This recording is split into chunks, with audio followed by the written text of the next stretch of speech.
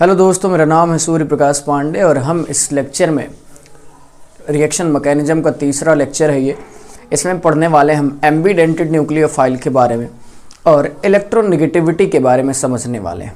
और फिर उसके बाद हम चलेंगे इलेक्ट्रॉनिक डिस्प्लेसमेंट मेथड में, जिसमें inductive effect, hyper conjugation, mesomeric और इलेक्ट्रोमेरिक इफेक्ट आने वाला है। ये बात समझ में आई।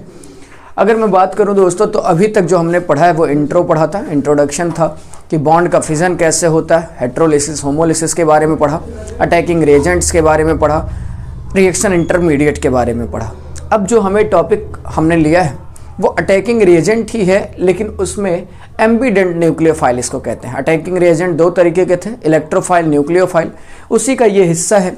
एक तीसरे तरह का भी जो होता है अटैकिंग रिएजेंट होता है, नाम होता है एम्बीडेंट न्यूक्लियोफाइल। क्या होता है दोस्तों? एम्बीडेंट न्यूक्लियोफाइल। एम्बीडेंट न्यूक्लियोफाइल क्या होते हैं ये समझ लेते हैं। एम्बीडेंट न्यूक्लियोफाइल होते हैं दोस्तों ऐसा कोई भी स्पीसीज जिसमें दो डोनर साइट हो। लिखा है मैंने, nucleophile having at least 2 different donor site. ऐसा कोई भी न्यूक्लियोफाइल जिसमें 2 डोनर साइट हो। डोनर साइट का मतलब जो लोन पेयर डोनेट कर सकते हो। ऐसा कोई भी न्यूक्लियोफाइल जिसमें 2 डोनर साइट हो, डिफरेंट, एक ही नहीं, 2 डिफरेंट डोनर साइट हो जो लोन पेयर डोनेट करते हैं, उसको हम बोलते हैं एम्बीडेंट न्यूक्लियोफाइल। एग्जाम्पल के तौर पे समझते हैं दोस्तों। पहला है NO2-। NO2- भी एक एम्बीडेंट न्यूक्लियोफाइल है। यहाँ समझना कैसे, यहाँ पर ये ऑक्सीजन के पास कितने इलेक्ट्रॉन होते हैं दोस्तों? आउटर मोस्ट सेल में 6 इलेक्ट्रॉन होते हैं। एक जो है इलेक्ट्रॉन इस बॉन्ड में है, 2 हो गया यहाँ पर और 1 यहाँ पर। और कितने इलेक्ट्रॉन हुए दोस्तों? एक बॉन्ड में 2, 1 3, 2 5, अभी 1 इलेक्ट्रॉन और बचा है, 1 6। अब यहां समझना, जब किसी पर नेगेटिव चार्ज आता है तो उस पे साथ ही में 1 इलेक्ट्रॉन भी आ जाता है। अगर किसी पर 1 नेगेटिव, इसका मतलब उसके पास 1 एक्स्ट्रा इलेक्ट्रॉन। किसी पर 2 नेगेटिव, इसका मतलब उसके पास 2 एक्स्ट्रा इलेक्ट्रॉन। तो बताओ, ऑक्सीजन है, अगर ऑक्सीजन है तो इसके आउटर मोस्ट सेल में कितना इलेक्ट्रॉन होगा? 6 इलेक्ट्रॉन होगा। अब एक नेगेटिव आया है तो 1 इलेक्ट्रॉन बढ़ जाएगा कि नहीं यहाँ पर, और यहाँ पर नेगेटिव इस तरीके से लगा देंगे। अब बताओ, यहाँ पर 1 इलेक्ट्रॉन मैंने बॉन्ड में ले लिया, 2 यहाँ है, 2 यहाँ है, तो 5 हो गया टोटल। 1 इलेक्ट्रॉन और था इसके पास 6 और एक नेगेटिव की वजह से आ गया ये 7। तो 1 lone pair, 2 lone pair, 3 lone pair इसके पास आपको दिख रहा होगा। ये बात समझ में। अब बताओ दोस्तों, यहां पर देखना, नाइट्रोजन के ऊपर भी लोन पेयर है, नाइट्रोजन का लोन पेयर और इसका ऑक्टेट कंप्लीट। देखो, एक कितने बॉन्ड बना है? 2 बॉन्ड। 2 बॉन्ड का मतलब 4 इलेक्ट्रॉन यहां पर, 2 इलेक्ट्रॉन यहां पर, 6 और 2 यहां पर इसके ऊपर है, एक लोन पेयर के फॉर्म में। तो टोटल कितना हो गया इसके पास? 8 इलेक्ट्रॉन। नाइट्रोजन के पास कितने इलेक्ट्रॉन है? 8 इलेक्ट्रॉन है और लोन पेयर भी है ना। तो ये न्यूक्लियोफाइल की तरह काम करेगा। मतलब ये भी डोनर साइट हो सकता है और दूसरा वाला भी, कार्बन भी डोनर साइट हो सकता है, और ये ऑक्सीजन भी डोनर साइट हो सकता है कि नहीं? डोनर साइट मतलब हो सकता है कि रिएक्शन में ऑक्सीजन अपना लोन पेयर डोनेट कर रहा हो, और हो सकता है ये नाइट्रोजन अपना लोन पेयर डोनेट कर रहा हो। अब इसमें दोनों बदल के लोन पेयर डोनेट कर सकते हैं कि नहीं, इसीलिए इसको हम बोलते हैं एम्बीडेंटेड न्यूक्लियोफाइल। ये बात समझ में, एम्बीडेंट न्यूक्लियोफाइल। एग्जाम्पल के तौर पे मान लेते हैं अल्किल हैलाइड लिया RX का रिएक्शन अगर हम NO2+ NO2- से करवाते हैं दोस्तों, तो इसके 2 प्रोडक्ट पॉसिबल है। कितने प्रोडक्ट? 2। पहला बन सकता है, अगर नाइट्रोजन डोनेट कर रहा है इलेक्ट्रॉन, अगर मान लेते हैं नाइट्रोजन इलेक्ट्रॉन डोनेट कर रहा है तो बनेगा RNO2, ये बनेगा। लेकिन अगर मान लो दोस्तों ऑक्सीजन इलेक्ट्रॉन डोनेट कर रहा है तो बनेगा RONO। ये बात समझ में आया कि नहीं आया? इसी तरीके से दूसरा जो हमने लिया है दोस्तों वो है साइनाइड, CN-। क्या लिया दोस्तों? CN-।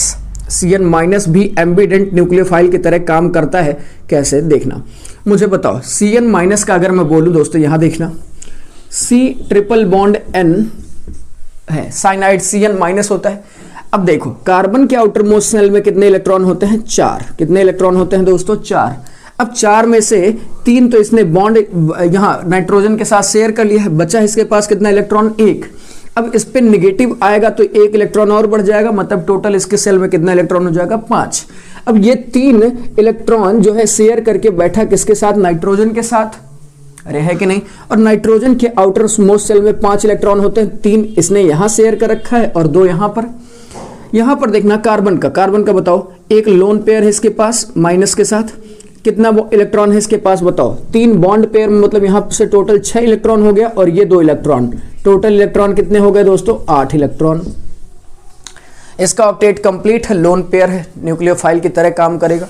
नाइट्रोजन में बताओ 6 इलेक्ट्रॉन बॉन्ड में और 2 इलेक्ट्रॉन लोन पेयर के फॉर्म में, तो टोटल इसका भी ऑक्टेट कंप्लीट और इस पर भी लोन पेयर है, न्यूक्लियोफाइल की तरह काम करेगा कि नहीं करेगा, करेगा। मतलब यहाँ पर कार्बन भी डोनेट कर सकता है अपना लोन पेयर, डोनर साइट ये भी हो सकता है, और नाइट्रोजन भी हो सकता है, ये भी डोनर साइट हो सकता है कि नहीं, इसीलिए हम इसको बोलते हैं एम्बिडेंट न्यूक्लियोफाइल। अब अगर मान लो एल्किल हैलाइड का एक और एग्जांपल लिया है, रिएक्शन करवाते हैं हम साइनाइड माइनस से, Cn माइनस से, तो यहाँ पर भी 2 प्रोडक्ट बन सकता है कि नहीं, पहला बन सकता है जब कार्बन डोनेट किया हो तो बन सकता है एल्किल साइनाइड RCN, और अगर नाइट्रोजन डोनेट किया हो तो इसको बोलते हैं आइसोसाइनाइड। इसको क्या बोलते हैं दोस्तों, NC को बोलते हैं आइसोसाइनाइड, Cn को बोलते हैं साइनाइड। ये बात समझ में आई, उम्मीद करता हूं समझ में आया होगा यहाँ पर। अब अगला एग्जाम्पल की बात कर लेते हैं दोस्तों, इसका ये देखना RC double bond O CH2। अब बताओ मुझे दोस्तों, ये CH2 है जो, ये CH2 है जो, इसमें इसको यहां समझाता हूं मैं, देखना RC double bond O CH, एक यहां है एक H यहां है और इस पर है माइनस, अरे है कि नहीं। अब बताओ मुझे, कार्बन के पास कितना टोटल इलेक्ट्रॉन होता है, 4, कार्बन के पास टोटल इलेक्ट्रॉन 4। देखोगे तो 1 इलेक्ट्रॉन ये कार्बन के साथ में बॉन्ड कर लिया है, 1 इलेक्ट्रॉन यहाँ हाइड्रोजन के साथ और 1 इलेक्ट्रॉन यहाँ हाइड्रोजन के साथ, 1 फ्री इलेक्ट्रॉन बचा है इसके पास, अरे बचा है, और इस पर निगेटिव आया है, तो निगेटिव आने का मतलब 1 इलेक्ट्रॉन और, मतलब इस पर एक लोन पेयर है। यहाँ पर देखो, यहाँ पर वही चीज मैंने दिखाया, इस पे कार्बन पे क्या है, लोन पेयर। बताओ कार्बन का ऑक्टेट कंप्लीट है कि नहीं, 2 इलेक्ट्रॉन इस बॉन्ड में, 2 इलेक्ट्रॉन इस बॉन्ड में, 2 इलेक्ट्रॉन इस बॉन्ड में, टोटल इलेक्ट्रॉन हो गए 6 और एक लोन पेयर हो गया, टोटल इलेक्ट्रॉन इसके आउटर मोस्ट शेल में 8। ऑक्टेट कंप्लीट है, लोन पेयर है, न्यूक्लियोफाइल की तरह काम करेगा। मतलब यहां पर डोनर साइट ये हो सकता है, यहां पर ये डोनर साइट है। अब यही रेजोनेंस स्टेबलाइज्ड होता है दोस्तों, ये बॉन्ड टूटता है, ऑक्सीजन पर नेगेटिव जाता है और लोन पेयर इधर आता है। तो होता क्या है कि ऑक्सीजन पर नेगेटिव आएगा, यहाँ पर जब बॉन्ड टूटेगा तो ये लोन पेयर इसके साथ बॉन्ड बना लेगा, डबल बॉन्ड, और ये ऑक्सीजन पर नेगेटिव आ जाएगा, ऑक्सीजन पर नेगेटिव आएगा। मुझे बताओ क्या इसके पास लोन पेयर है, हाँ बिल्कुल है दोस्तों, 3 लोन पेयर है। कैसे लोन पेयर है, जैसे यहाँ समझाया वैसे ही, ये बात समझ में है। अब यहाँ पर कौन डोनर साइट है, ये डोनर साइट है, डोनर साइट ये बात समझ में आई। तो यहाँ पर ये भी जो है RCOCH2, ये भी एक एम्बिडेंट न्यूक्लियोफाइल का काम कर सकता है। एम्बिडेंट न्यूक्लियोफाइल का दोस्तों काम यही है, कोई भी ऐसा न्यूक्लियोफाइल जिसमें 2 डिफरेंट डोनर साइट हो, डिफरेंट डोनर साइट, जैसे पहले में कभी नाइट्रोजन डोनेट कर रहा है तो कभी ऑक्सीजन डोनेट कर रहा है, कभी कार्बन डोनेट कर रहा है तो कभी नाइट्रोजन डोनेट कर रहा है, कभी कार्बन डोनेट कर रहा है तो कभी ऑक्सीजन डोनेट कर रहा है। एक ही स्पीसीज में 2 डिफरेंट एटम अलग अलग टाइम पर अपना लोन पेयर डोनेट कर रहे हैं, इसी वजह से हम इसको बोलेंगे एम्बिडेंटेड न्यूक्लियोफाइल। ये बात समझ में आई होगी। इसके अलावा और कोई एग्जांपल, नाइट्रेट NO3- आप याद रख सकते हैं कि NO3- भी जो होता है वो क्या होता है दोस्तों, एक एम्बिडेंट न्यूक्लियोफाइल होता है, याद रख सकते हैं। ये बात समझ में आई होगी, उम्मीद करता हूँ। अब बात समझ में आ गई तो आगे चलते हैं दोस्तों, यही था एम्बिडेंट न्यूक्लियोफाइल। अब दोस्तों हम चलते हैं अगले टॉपिक पर, नाम है प्रिंसिपल ऑफ इलेक्ट्रोनिगेटिविटी। जो इलेक्ट्रोनिगेटिविटी आपने पढ़ा है अभी तक वो एलिमेंटल इलेक्ट्रोनिगेटिविटी पढ़ा है, मतलब एलिमेंट वाइज। पीरियोडिक टेबल में हम पढ़ते हैं कि हाँ भाई फ्लोरीन की इलेक्ट्रोनिगेटिविटी ज़्यादा, फिर ऑक्सीजन की, फिर नाइट्रोजन की, तो हम एलिमेंटल इलेक्ट्रोनिगेटिविटी पढ़ते हैं। लेकिन जब हमें रिएक्शन मैकेनिज्म समझना है, इलेक्ट्रॉनिक डिस्प्लेसमेंट समझना है मेथड, तो हमें पढ़ना पड़ेगा 3 तरीके की इलेक्ट्रोनिगेटिविटी। ये बात समझ में आई। अगर मैं बोलूं कि इलेक्ट्रोनिगेटिविटी प्रिंसिपल में इलेक्ट्रोनिगेटिविटी 3 तरीके की, पहली एलिमेंटल इलेक्ट्रोनिगेटिविटी, दूसरा मॉडिफाइड इलेक्ट्रोनिगेटिविटी, और तीसरा है दोस्तों ग्रुप इलेक्ट्रोनिगेटिविटी। कहने का क्या मतलब है वो समझते हैं। अगर हम एलिमेंटल इलेक्ट्रोनिगेटिविटी की बात करते हैं दोस्तों, एक सेकेंड बस, अगर हम एलिमेंटल इलेक्ट्रोनिगेटिविटी की बात करते हैं, इसको मिटा देता हूं मैं, इसका इधर का एग्जाम्पल था। तो एलिमेंटल इलेक्ट्रोनिगेटिविटी में हमने सुना है कि आपको याद होगा कि सबसे ज़्यादा इलेक्ट्रोनिगेटिविटी फ्लोरीन की होती है, फिर किसकी होती है दोस्तों, अगर मैं एक ऑर्डर आपको याद करवाना चाहता हूँ वो याद रखना, फिर होता है ऑक्सीजन का, फिर होता है नाइट्रोजन का, फिर होता है क्लोरीन का, फिर होता है ब्रोमीन का, फिर होता है आयोडीन का, है ना। फिर आप याद कर सकते हो सल्फर का, फिर कार्बन का, फिर ऑलमोस्ट हाइड्रोजन का, है ना। ये ट्रिक आप याद रखना, फॉन्कल ब्रिक्स ऐसे याद रखना, FONCL फॉन्कल BRISCH, है ना। लेकिन अगर हम ग्रुप में बोलें दोस्तों, ग्रुप में बोलें तो इलेक्ट्रोनेगेटिविटी डाउन द ग्रुप जाने पर घटती है कि नहीं, मतलब फ्लोरीन की सबसे ज़्यादा, फिर आती है क्लोरीन की, फिर आता है आपका किसका, ब्रोमीन का, और फिर आता है किसका, आयोडीन का। किसका आता है दोस्तों, पहले आएगा फ्लोरीन का, फिर आएगा क्लोरीन का, फिर आएगा किसका, आयोडीन का। देख लीजिए यहाँ पर, फ्लोरीन, फिर आएगा क्लोरीन, फिर आएगा ब्रोमीन, फिर आएगा आयोडीन। ये बात समझ में आई। तो ये एलिमेंटल इलेक्ट्रोनेगेटिविटी होता है दोस्तों, जिसमें हम किसी एक एलिमेंट की इलेक्ट्रोनेगेटिविटी समझते हैं। इसको मेजर करने के लिए बहुत सारे स्केल आपने पीरियोडिक टेबल में पढ़े होंगे, लेकिन ये ट्रिक याद रखिएगा, फॉन्कल ब्रिक्स, ये बहुत ज़्यादा काम आएगा। इससे ज़्यादा आपको इलेक्ट्रोनेगेटिविटी की वैल्यू, आपको इलेक्ट्रोनेगेटिविटी की वैल्यू नहीं याद रखनी है कि फ्लोरीन की वैल्यू इतना, नाइट्रोजन की वैल्यू इतना, क्लोरीन की वैल्यू इतना, ये नहीं याद रखना है आपको बस याद रखना है ये ऑर्डर, है ना। और फिर ग्रुप में इलेक्ट्रोनेगेटिविटी घटता है, पीरियड में लेफ्ट टू राइट जाने पर क्या होता है, इलेक्ट्रोनेगेटिविटी बढ़ता है। ये बात याद रखने वाली थी। अब बात करते हैं दोस्तों मॉडिफाइड इलेक्ट्रोनेगेटिविटी की। किसकी, मॉडिफाइड इलेक्ट्रोनेगेटिविटी। इसको मैं मिटा देता हूँ। मॉडिफाइड इलेक्ट्रोनेगेटिविटी क्या होता है दोस्तों, कि उसमें हम किसी कंपाउंड के या किसी स्पीसीज के की एटम के बारे में बात करते हैं। किसके बारे में, की एटम के बारे में। कोई एक स्पीसीज होगा जिसके की एटम की हम इलेक्ट्रोनेगेटिविटी निकालते हैं। फॉर एग्जांपल जैसे मैं बोलता हूँ कि मीथेन ले लिया मैंने, क्या ले लिया दोस्तों, इथेन ले लिया, मान लेते हैं CHHCH, यहाँ पर H और यहाँ पर H। अब हमें अगर बताना है दोस्तों कि इस कार्बन की इलेक्ट्रोनेगेटिविटी बतानी है, तो बताओ इस कार्बन का हाइब्रिडाइजेशन क्या होगा। इस कार्बन का हाइब्रिडाइजेशन होगा, कितना होगा दोस्तों, कितने टोटल बॉन्ड बनाए हैं इसने, 4। कोई लोन पेयर है क्या इस पे, नहीं, तो हाइब्रिडाइजेशन होगा इसका sp3।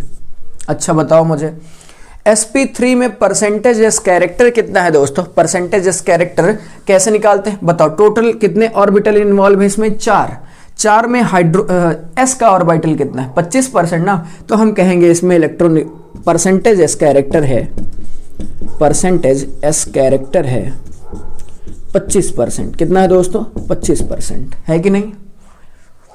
अगर इसकी इलेक्ट्रोनेगेटिविटी वैल्यू में बात करें दोस्तों, तो इसकी इलेक्ट्रोनेगेटिविटी की जो वैल्यू आती है वो आती है आपके कितना, 2.5 के बराबर। कितना, तो इसकी वैल्यू आप याद रखना, इलेक्ट्रोनेगेटिविटी वैल्यू ये होता है इसका, इस कार्बन का 2.5 के आसपास। कितना होता है दोस्तों, 2.5 के आसपास। इसी तरीके से ये तो अल्केन है। अगर मैं अल्कीन का बनाता दोस्तों, अगर मैं अल्कीन का बनाता तो बताओ इस कार्बन का हाइब्रिडाइजेशन क्या आएगा, sp2, परसेंटेज एस कैरेक्टर क्या आएगा 33.3%, और इलेक्ट्रोनेगेटिविटी की जो वैल्यू होती है इस कार्बन की वो 2.75 के बराबर होती है ऑलमोस्ट। ये बात समझ में आई।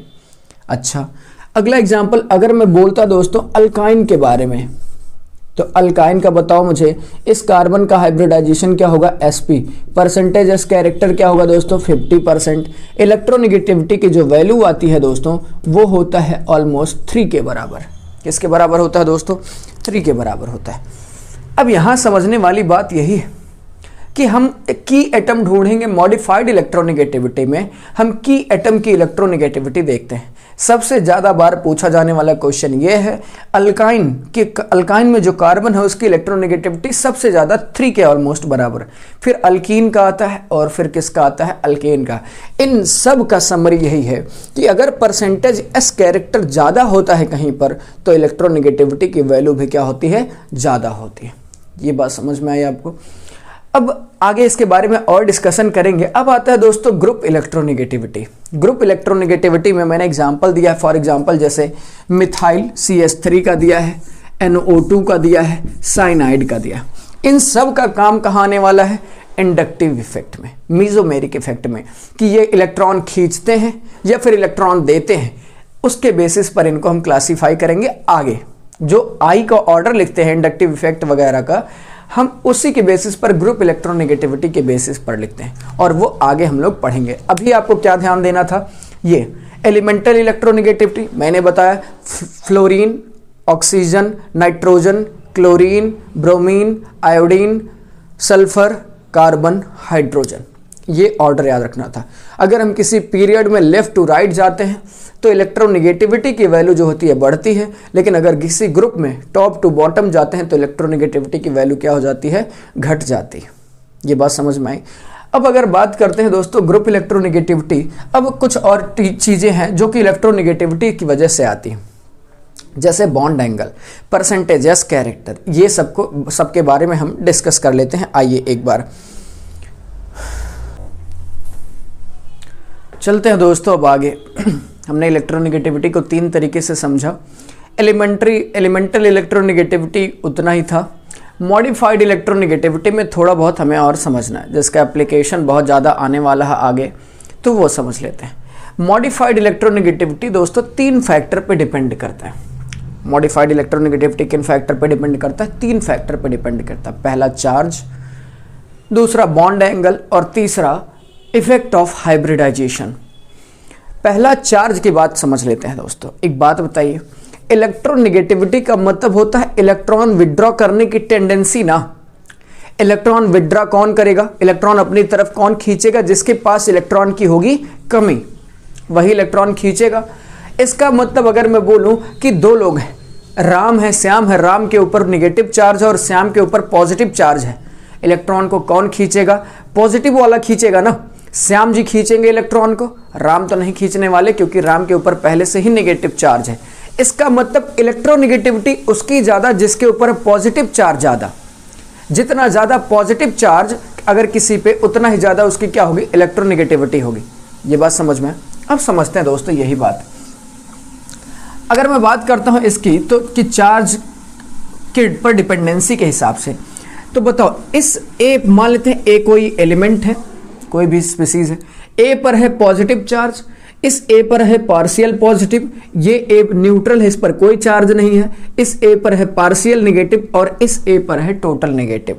मतलब 5 लोग हैं, एक पर है बहुत ज़्यादा पॉजिटिव चार्ज, एक पर है पार्शियल पॉजिटिव चार्ज, एक लोग न्यूट्रल हैं जिन पे कोई चार्ज नहीं है, एक लोग हैं जिन पे पार्शियल नेगेटिव है और एक लोग पे बहुत ज़्यादा नेगेटिव है। अब अगर कोई बहुत ज़्यादा नेगेटिव है, इसका मतलब उसको इलेक्ट्रॉन नहीं चाहिए, उसके पास इलेक्ट्रॉन एक्सेस में वैसे ही है। और अगर कोई बहुत ज़्यादा पॉजिटिव है दोस्तों, तो उसको इलेक्ट्रॉन की रिक्वायरमेंट है कि नहीं।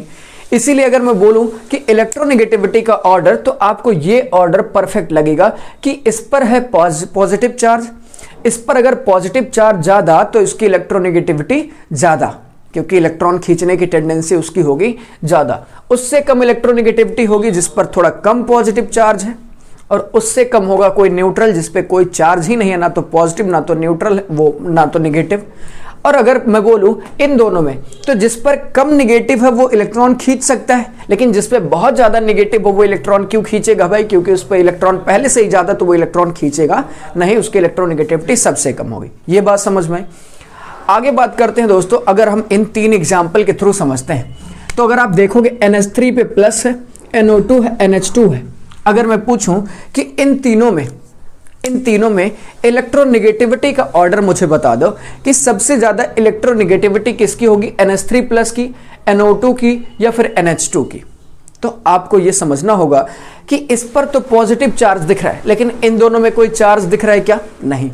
इसका मतलब पॉजिटिव वाले की इलेक्ट्रोनेगेटिविटी ज्यादा होगी, ये तो बात फिक्स है। मतलब अगर मैं इन तीनों का एग्जाम्पल यहां आपको समझाऊं दोस्तों, ध्यान से देखना, तो NH3 कुछ ऐसा बना, NH इस पर प्लस, ये बात समझ में।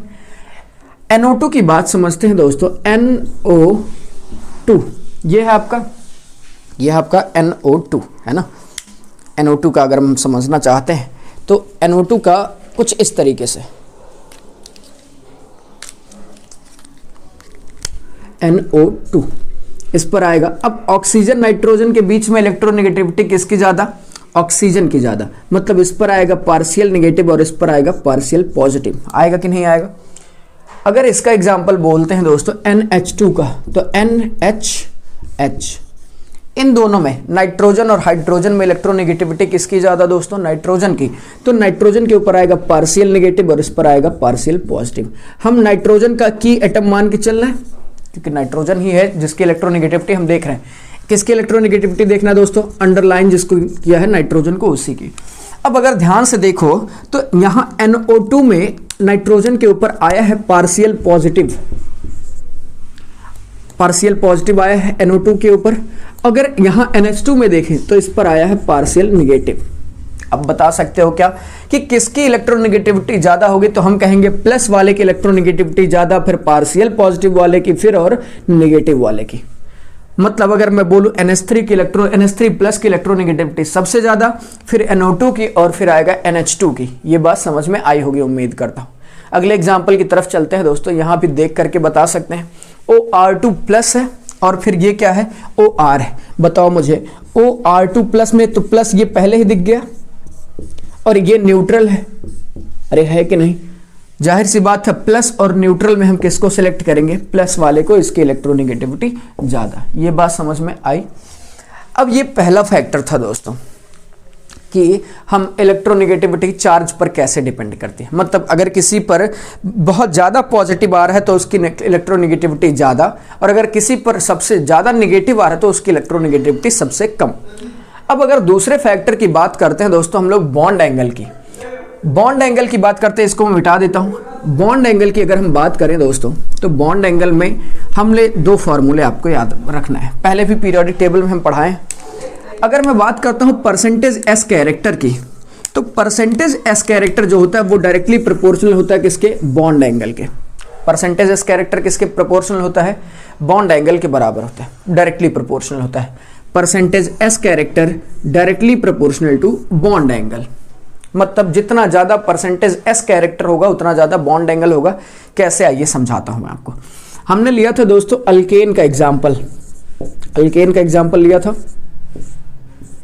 यहां पर देखिए ये ईथेन है। ईथेन का अगर मैं बोलूं, या मीथेन, इसके जगह पर कोई भी बॉन्ड एंगल हम ले लेते हैं। इसका हाइब्रिडाइजेशन कितना आया था? sp3। sp3 हाइब्रिड का ज्योमेट्री क्या होता है दोस्तों? टेट्राहेड्रल। और बॉन्ड एंगल आता है 109 डिग्री 28 मिनट। वहीं अगर अल्कीन की बात करते दोस्तों, तो अल्कीन का हाइब्रिडाइजेशन क्या आया था? आया था sp2। sp2 का मतलब होता है ट्राइगोनल प्लेनर। कैसा स्ट्रक्चर बनता है दोस्तों? Trigonal planar. ज्योमेट्री कैसा बनता है? Trigonal planar. बॉन्ड एंगल कितना आता है? 120 डिग्री आता है। अगर मैं अल्काइन की बात कर लूं, तो वहां पर हाइब्रिडाइजेशन क्या आया था दोस्तों? आया था sp परसेंटेज s कैरेक्टर इसमें कितना है? 50%। इसमें परसेंटेज s कैरेक्टर कितना है? 25%। इसमें परसेंटेज s कैरेक्टर कितना है दोस्तों? 33.3%। यहां पर इसकी अगर बॉन्ड एंगल की बात करूं, ये कैसा ज्योमेट्री आएगा? लीनियर। और लीनियर में बॉन्ड एंगल कितना होता है दोस्तों? 180 डिग्री। यहां पर आप देख रहे होंगे percentage s character 25%, bond angle 109 degree 28 minute. Percentage s character 33.3%, bond angle 120 degree. Percentage s character 50%, bond angle 180 degree. जैसे जैसे परसेंटेज एस कैरेक्टर बढ़ रहा है वैसे वैसे बॉन्ड एंगल भी क्या हो रहा है? बढ़ रहा है। इसीलिए तो लिखा percentage s character directly proportional to bond angle. यहां ये बात समझ में आई होगी आपको। दूसरा चीज कि electronegativity directly proportional to percentage s character. यहां भी देख सकते हो जितना ज्यादा परसेंटेज एस कैरेक्टर होता है उतनी ही ज्यादा इलेक्ट्रोनेगेटिविटी होती है। इसकी इलेक्ट्रोनेगेटिविटी थी कितने दोस्तों? इस कार्बन की इलेक्ट्रोनेगेटिविटी थी 2.5। इस कार्बन की इलेक्ट्रोनेगेटिविटी कितनी थी? 2.75। इस कार्बन की इलेक्ट्रोनेगेटिविटी थी 3। अभी पीछे जस्ट पढ़ा के आया हूं यही बात। इसका मतलब परसेंटेज एस कैरेक्टर ज्यादा तो बॉन्ड एंगल ज्यादा, इलेक्ट्रोनेगेटिविटी ज्यादा, परसेंटेज एस कैरेक्टर ज्यादा तो इलेक्ट्रोनेगेटिविटी ज्यादा। इसका मतलब सीधा सा फॉर्मूला हम बना सकते हैं कि अगर परसेंटेज एस कैरेक्टर ज्यादा, परसेंटेज एस कैरेक्टर ज्यादा, तीर ऊपर दिखाने का मतलब ज्यादा, तो इलेक्ट्रोनेगेटिविटी ज्यादा, इलेक्ट्रोनेगेटिविटी ज्यादा। और अगर इलेक्ट्रोनेगेटिविटी ज्यादा तो बॉन्ड एंगल भी ज़्यादा। ये बात समझ में आया क्या? बॉन्ड एंगल ज़्यादा, ये बात समझ में आया। मतलब तीनों एक दूसरे से रिलेटेड है। परसेंटेज एस कैरेक्टर ज़्यादा होगा तो इलेक्ट्रोनेगेटिविटी ज़्यादा होगा, इलेक्ट्रोनेगेटिविटी ज़्यादा होगा तो बॉन्ड एंगल ज़्यादा होगा। ये बात समझ में आई होगी। यहाँ पर आप वो एग्जाम्पल के थ्रू देख सकते हैं। एक दूसरा एग्जाम्पल और मैं याद करवा देता हूँ दोस्तों, इसको लिख लेना, एग्जाम्पल के तौर पे समझते हैं।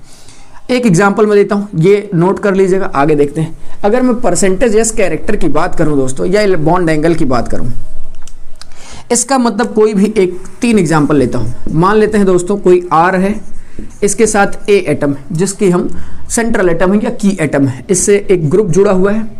यहाँ पर बॉन्ड एंगल अगर आता है 130 डिग्री, दूसरा ऐसे ही आर ए जी डैश मान लेते हैं दूसरा ग्रुप लगा है, यहाँ पर बॉन्ड एंगल आ रहा है 120 डिग्री। और एक तीसरा एटम ले लेता हूँ मैं जहाँ पर अलग ग्रुप लगा है जी डैश जी डबल डैश, यहाँ पर बॉन्ड एंगल आता है कितना? 110 डिग्री। ऐसा कुछ बॉन्ड एंगल दिया है। अगर बॉन्ड एंगल दिया है तो इलेक्ट्रोनेगेटिविटी ज़्यादा किसकी होगी? सबसे ज़्यादा होगी इसकी, फिर होगी इसकी। मतलब इलेक्ट्रोनेगेटिविटी इस एटम की सबसे ज़्यादा, फिर इस एटम की, और फिर किसकी? इसकी। ये बात समझ में आए? क्यों ऐसा? क्योंकि बॉन्ड एंगल यहाँ ज़्यादा, बॉन्ड एंगल ज़्यादा तो परसेंटेज एस कैरेक्टर ज़्यादा, परसेंटेज एस कैरेक्टर ज़्यादा तो इलेक्ट्रोनेगेटिविटी ज़्यादा। मतलब इस एटम की इलेक्ट्रोनेगेटिविटी सबसे ज़्यादा, फिर इसकी होगी, और फिर सबसे कम किसकी इलेक्ट्रोनेगेटिविटी होगी? इसकी होगी। ये बात समझ में आई होगी उम्मीद करता हूँ। फिर आता है दोस्तों इफेक्ट ऑफ हाइब्रिडाइजेशन। यही सेम बात, परसेंटेज एस कैरेक्टर ज़्यादा तो इलेक्ट्रोनेगेटिविटी ज़्यादा। फॉर एग्जांपल मान लेता हूँ मैं, इलेक्ट्रोनेगेटिविटी का ऑर्डर लगाना है मुझे इलेक्ट्रोनेगेटिविटी मान लेते हैं sp हाइब्रिडाइज्ड कार्बन की, CsP मतलब कार्बन का हाइब्रिडाइजेशन अगर sp है, कार्बन का अगर हाइब्रिडाइजेशन sp2 है, और कार्बन का अगर हाइब्रिडाइजेशन sp3 है, तो इन तीनों कार्बन में इलेक्ट्रोनेगेटिविटी सबसे ज़्यादा किसकी होगी दोस्तों? CsP की, फिर होगी CsP2 की, और फिर होगी किसकी? CsP3 की। ये बात समझ में? ऐसे ही नाइट्रोजन की भी, अगर कोई नाइट्रोजन है उसका हाइब्रिडाइजेशन एक जगह sp आ रहा है, दूसरी जगह sp2 आ रहा है, और तीसरी जगह आ रहा है sp3, तो बताओ इलेक्ट्रोनेगेटिविटी का ऑर्डर क्या होगा दोस्तों? ये होगा, सबसे ज़्यादा इलेक्ट्रोनेगेटिविटी इसकी, फिर इसकी, और फिर सबसे कम इसकी। ये बात समझ में आए? ये था इलेक्ट्रोनेगेटिविटी प्रिंसिपल के बारे में दोस्तों। अब इसके बाद जो हम टॉपिक पढ़ने वाले हैं उसका नाम है इलेक्ट्रॉनिक डिस्प्लेसमेंट मेथड, जिसमें हम पढ़ेंगे इंडक्टिव इफेक्ट के बारे में, हाइपर कॉन्जुगेशन के बारे में, मीजोमेरिक के बारे में, और इलेक्ट्रोमेरिक इफेक्ट के बारे में। अगर आप चैनल पर नए हैं तो सब्सक्राइब जरूर कर दीजिए ताकि आने वाला अगला वीडियो आपको टाइम से मिल जाए। और चैनल को ज़्यादा से ज़्यादा शेयर करें दोस्तों। ऐसे लोग जो कि नीट, जेईई मेंस या फिर बोर्ड क्लास 11-12 में है या फिर बोर्ड का पेपर देने वाले हैं, उनके साथ ज़रूर शेयर करिए तब, क्योंकि उनके लिए बेनिफिशियल होगा। Thank you for watching. Like ज़रूर कर दीजिए, और कमेंट में आप अपने डाउट्स, या मेरा उसमें व्हाट्सएप नंबर है उस पर आप अपना डाउट भेज सकते हैं। कोई भी समस्या है तो आप उस पर व्हाट्सएप पे ज़रूर करिए कि ये टॉपिक पर मुझे समस्या है, ये टॉपिक समझा दीजिए, मैं उस पर जल्दी से जल्दी वीडियो लाने की कोशिश करूँगा। Thank you.